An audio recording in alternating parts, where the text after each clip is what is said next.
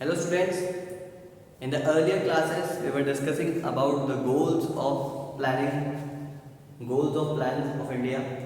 In that we saw there were four goals, that is growth, modernization, equity and self-reliance. These were the four goals which the government wants to achieve and tries to achieve through planning.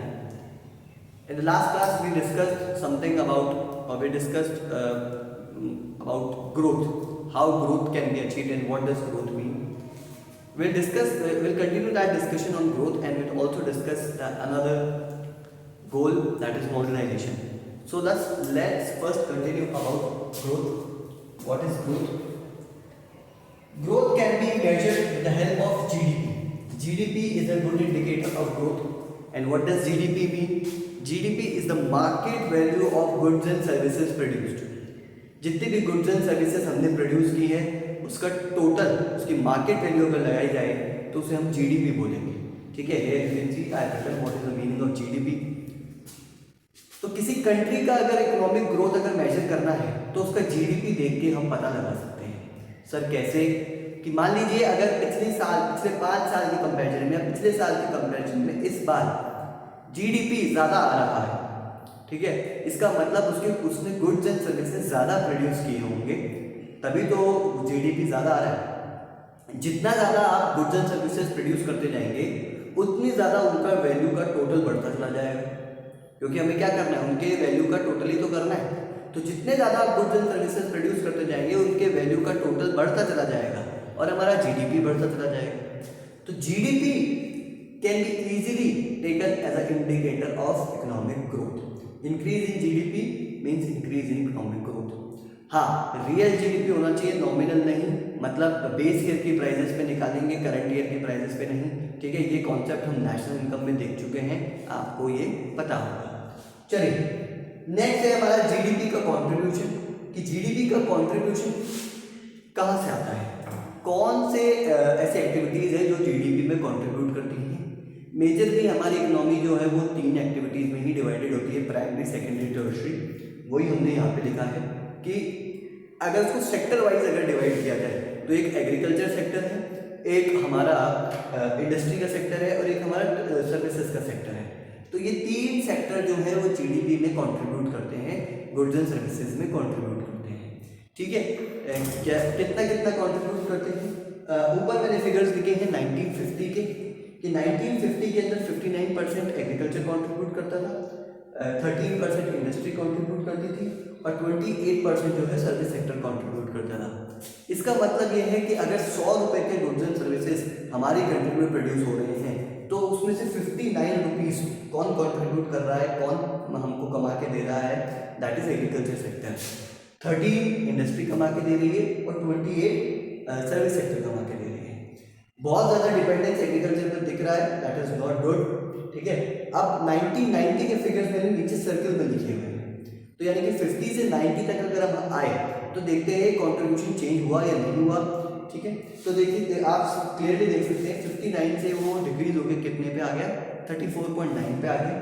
Industry का contribution हमारा 24.6 पे आ गया और service का contribution हमारा 40.5 पे आ गया. इसका मतलब एग्रीकल्चर का कंट्रीब्यूशन कम हुआ है और बाकी सेक्टर्स ने कंट्रीब्यूट करना स्टार्ट कर दिया है, मतलब बाकी सेक्टर्स भी कमा के पैसे दे रहे हैं. ठीक है, ये एक साइन है डेवलपिंग कंट्री का कि एग्रीकल्चर पे से डिपेंडेंस कम करके दूसरे सेक्टर जब आपके कंट्रीब्यूट करने लग जाए, ठीक है, तब वो एक डेवलपिंग इकोनॉमी का साइन है. सर ऐसा क्यों? देखिए एग्रीकल्चर का स्कोप लिमिटेड है, क्योंकि limited land, limited water, limited resources है हमारे पास में, और वो मैन्युफैक्चर और वो नेचुरल फैक्टर से अफेक्टेड है. ठीक है, फ्लड आ गया, ड्रॉट आ गया, अर्थक्वेक आ गया तो आपका पूरा एग्रीकल्चर जो क्रॉप है, पूरा जो प्रोड्यूस है वो खराब हो सकता है. तो अगर हम पूरा एग्रीकल्चर पे डिपेंडेंट रहेंगे या मेजरली एग्रीकल्चर पे डिपेंडेंट रहेंगे तो हम हमेशा वल्नरेबल रहेंगे नेचुरल फैक्टर्स से. तो इसीलिए किसी भी इकोनॉमी को इस पर बहुत ज़्यादा डिपेंडेंस नहीं करना चाहिए. ठीक है, कंट्रीब्यूट करें. ठीक है, जैसे हमारी कंट्री के अंदर हमेशा एग्रीकल्चर डोमिनेंट रहेगा, अच्छा खासा कंट्रीब्यूशन हमेशा करेगा, दैट इज गुड थिंग. ठीक है, वो होना भी चाहिए, लेकिन पूरा ही रिलायंस उस पर हो, यानी कि 60% अगर वो कंट्रीब्यूट कर रहा है तो हम उस पर बहुत ज़्यादा डिपेंडेंस है, ऐसा नहीं होना चाहिए. और ये जो कंट्रीब्यूशन जो इंक्रीज होता हुआ दिख रहा है बाकी सेक्टर का, that is a sign of growth. ठीक है, अच्छी बात है। चलिए ये हमारा ग्रोथ है। Next goal is are modernisation. कि मॉडर्नाइजेशन हम करना चाहते हैं। मॉडर्नाइजेशन का मतलब क्या होता है पहले वो समझते हैं। Modernisation means adoption of new technology in the production of goods and services. कि हम गुड्स एंड सर्विसेज को प्रोड्यूस करने के लिए नई नई टेक्नोलॉजी यूज़ करें। ठीक है, वो हमारा मॉडर्नाइजेशन है। तो गवर्नमेंट अपने प्लानिंग के थ्रू ये गोल अचीव करना चाहती है।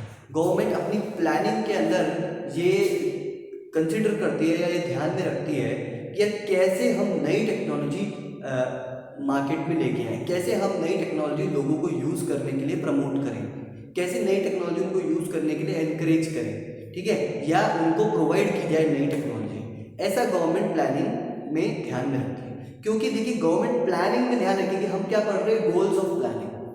गोल्स ऑफ प्लानिंग मतलब गवर्नमेंट ये अचीव करना चाहती है, प्लानिंग के थ्रू मॉडर्नाइजेशन चाहती है। गवर्नमेंट चाहती है कि नई नई टेक्नोलॉजी लोग अडॉप्ट करते रहें। तो इसके लिए वो अलग अलग प्रोग्राम्स चलाती रहती है, लोगों को हेल्प करती है कि आपको नई मशीन लेनी है तो उसके लिए हमसे इजी इंटरेस्ट रेट पे आप लोन ले लीजिए। अगर आपको नई मशीन चाहिए तो हम आपको कुछ बेनिफिट देंगे। ठीक है, एक्सेट्रा। ये सारे प्लानिंग, ये सारे प्रोग्राम्स वो चलाती रहती है ताकि लोग नई टेक्नोलॉजी को अडॉप्ट करते रहें। ठीक है, क्योंकि फ़ायदा है नई टेक्नोलॉजी मतलब लेसर वेस्टेज, कम वेस्टेज होगा, ज़्यादा फायदा होगा, ज़्यादा प्रोड्यूस कर पाएंगे। तो नई टेक्नोलॉजी हमेशा बेनिफिट की है। तो गवर्नमेंट अपने प्लानिंग के थ्रू मॉडर्नाइजेशन करने की कोशिश करती है। चलिए साथ ही साथ अब मॉडर्नाइजेशन का मतलब सिर्फ ये नहीं है कि goods and services he produce हम किए जाएं। मॉडर्नाइजेशन का मतलब ये भी है कि हम सोसाइटी के अंदर चेंज ला पाएँ। सोसाइटी में जो इवल थॉट्स हैं, जो पुराने बेकार थॉट्स हैं, उनको हटा के नए ज़माने के थॉट्स, नई थिंकिंग के थॉट्स ला सकें, ये भी मॉडर्नाइजेशन के अंदर आता है। तो change in social outlook is also modernisation. ठीक है, इसको भी मॉडर्नाइजेशन कहेंगे। कहने का मतलब फॉर एग्जांपल वुमेन एम्पावरमेंट पे पहले फोकस नहीं किया जाता था, फीमेल एजुकेशन पे पहले फोकस नहीं किया जाता था, लेकिन गवर्नमेंट ने अपनी प्लानिंग के थ्रू इसको चेंज किया। ठीक है, फीमेल को जो वुमेन है, जो फीमेल हैं, उनको फ्री एजुकेशन प्रोवाइड की गई, चाहे वो स्कूल हो चाहे वो कॉलेजेस हो। बहुत कम फीस पे उनको एजुकेशन प्रोवाइड की जा रही है। उनको अच्छे मार्क्स लाने पे अलग अलग इंसेंटिव्स यानी कि लैपटॉप, साइकिल, स्कूटी, ये सब जो चीज़ें हैं वो प्रोवाइड की जा रही हैं।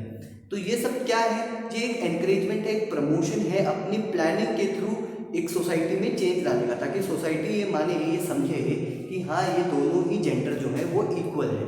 तो गवर्नमेंट अपनी प्लानिंग के थ्रू ये भी अचीव करना चाहती है, कोशिश करती है।